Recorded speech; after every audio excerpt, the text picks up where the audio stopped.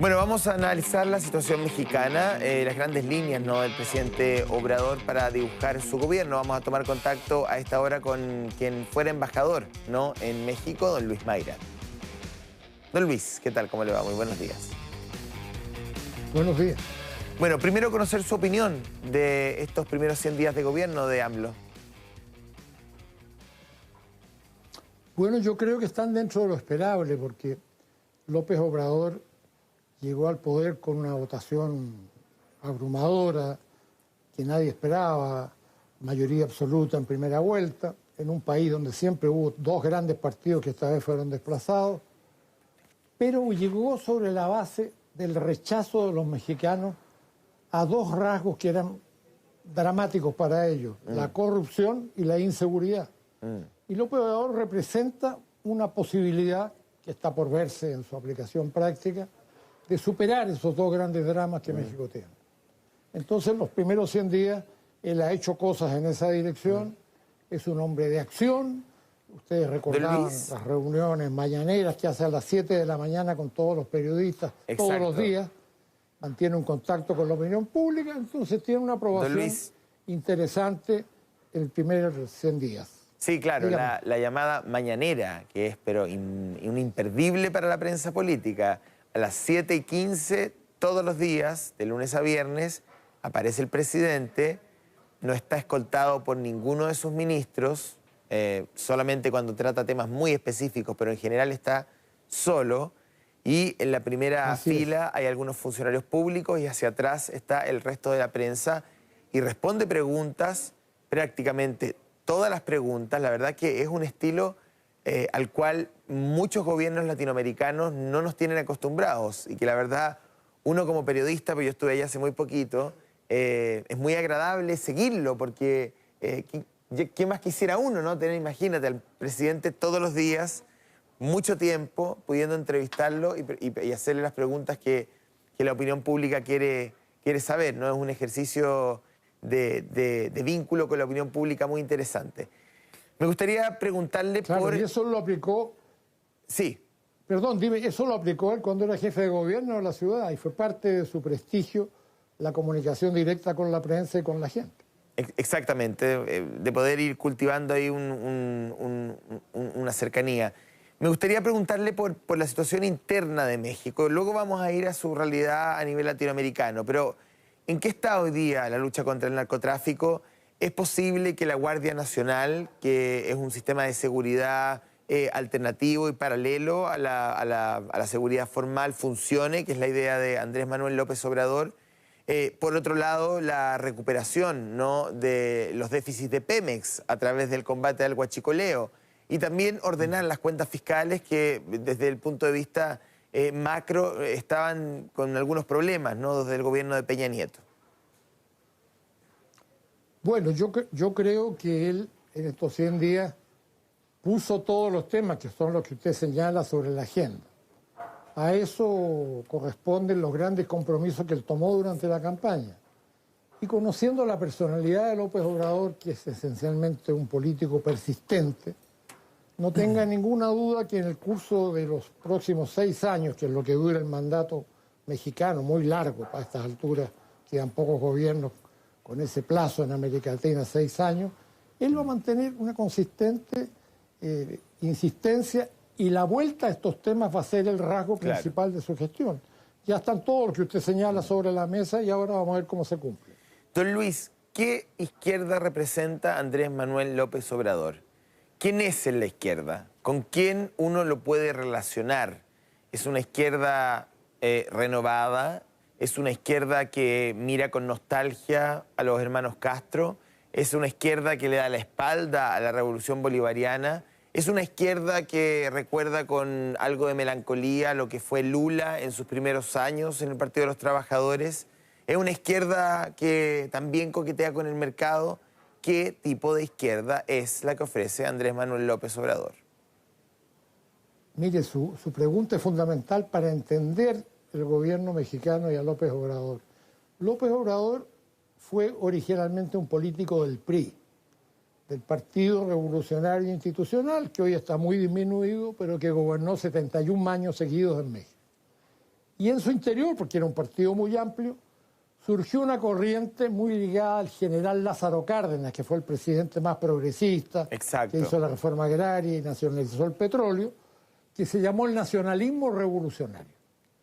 A esa corriente pertenecía López Obrador, Cuauhtémoc Cárdenas, el otro gran líder que ha tenido la izquierda en las últimas décadas, y ellos insistían mucho en una política exterior independiente en los años de la Guerra Fría, y proclamaron un conjunto de principios que se incluyeron incluso en la Constitución. En el artículo 89 de la Constitución está el respeto a los derechos humanos, la no intervención, la libre determinación de los pueblos y otras cosas que no están en ninguna otra Constitución. Esa es la matriz a la que pertenece López Obrador.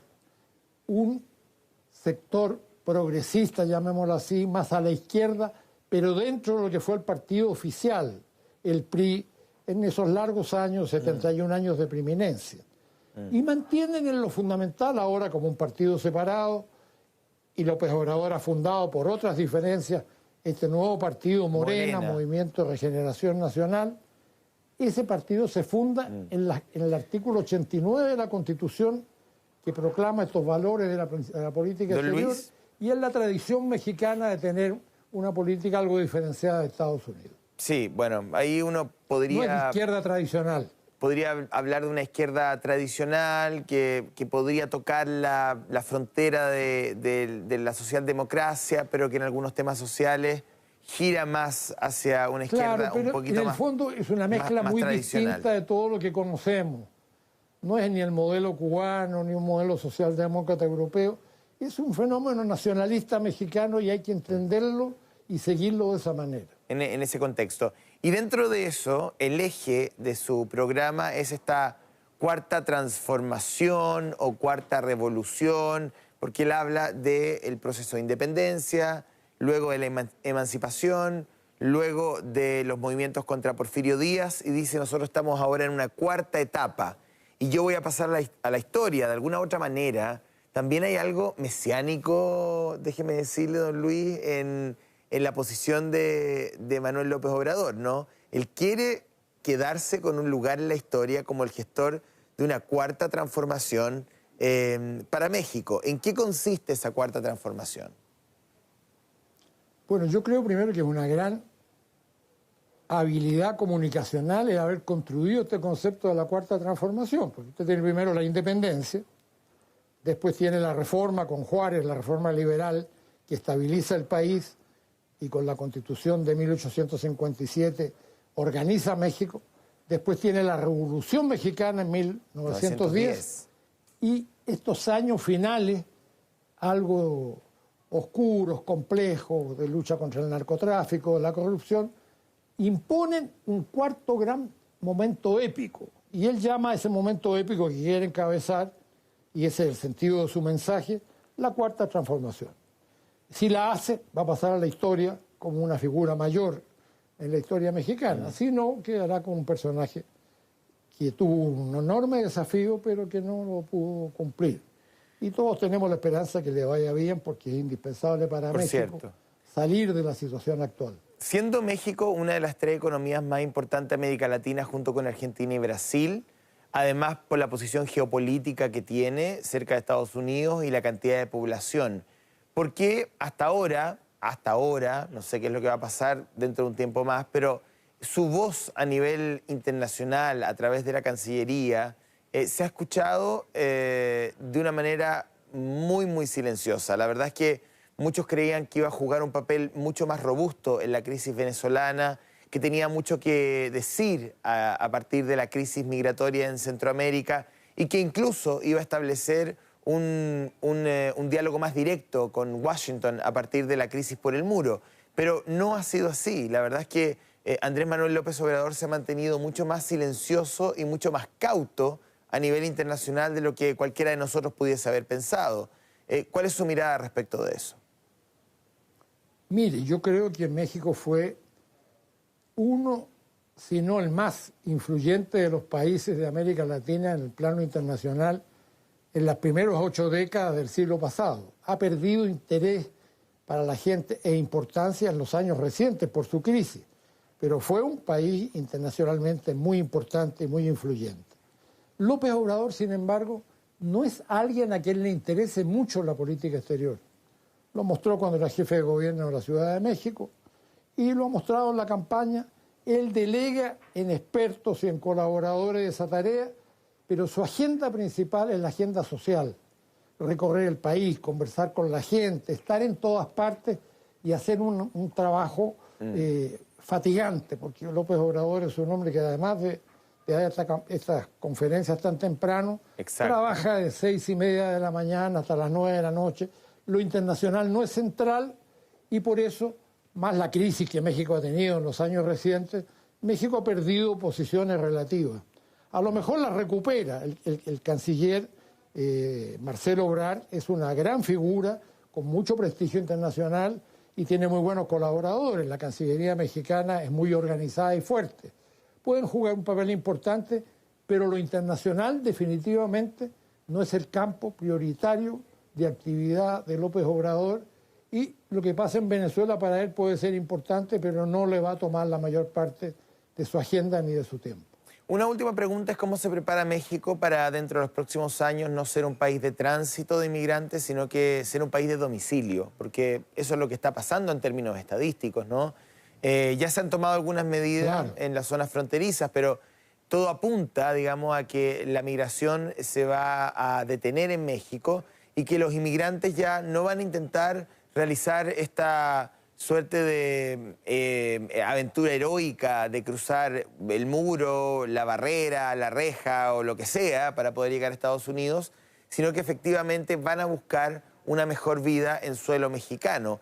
Esa idea está instalada en la opinión pública mexicana y también en el gobierno para tomar decisiones que preparen a México para eso dentro de los próximos años.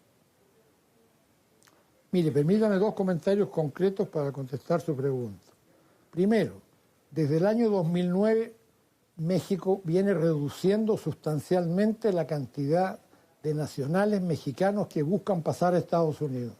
México no es ya un país de migrantes, es un país que tiene una mayor cantidad en años de personas mexicanas que vuelven a México de las que van hacia allá, y ha dejado de ser un símbolo. Si usted ve la prensa, lo que hoy pasa son minorías y grupos centroamericanos, principalmente hondureños, salvadoreños y guatemaltecos, el llamado Triángulo del Norte.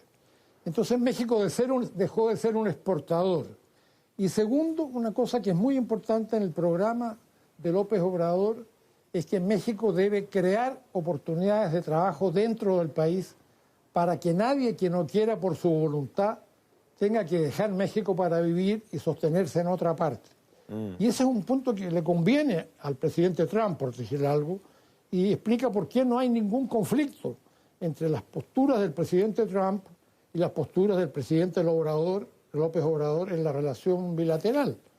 Porque a Trump le conviene que sea cierto lo que dice López Obrador y que desarrolle en el campo y en las pequeñas ciudades muchos proyectos productivos que diversifiquen la capacidad industrial y agrícola de México y que no lleven al mexicano a buscar lo que llaman ellos el sueño americano, que es el paso a los Estados Unidos. Y luego irán viendo de qué manera, claro, la economía de otros países se va arreglando también. Claro. Claro. Bien, pues don Luis Mayra, ex embajador de Chile en México, le agradecemos, por supuesto, una de las personas, creo yo, que maneja mayor cantidad de información, de datos de la contingencia y también de la historia mexicana. A mí en lo personal, don Luis, ahí ya entramos en el plano de las confesiones, pero soy un gran admirador de México. Creo que desde todos los planos es un país absolutamente capaz de alucinar a cualquier turista, en el plano histórico, en el plano político, por supuesto que en el cultural, en el gastronómico, y tiene además una historia y una suerte como de emancipación y pelea muy heroica, ¿no? Desde el grito de Miguel Hidalgo hasta lo que es hoy. Así que la verdad es que yo invito a las personas que quizás no conocen por alguna razón tanto la historia mexicana, que además es muy linda, está muy novelada, uno puede encontrar excelentes libros que lee muy fácilmente y puede conocer la historia de uno, sino el mayor y más grande país de América Latina. Muchas gracias, que esté muy bien.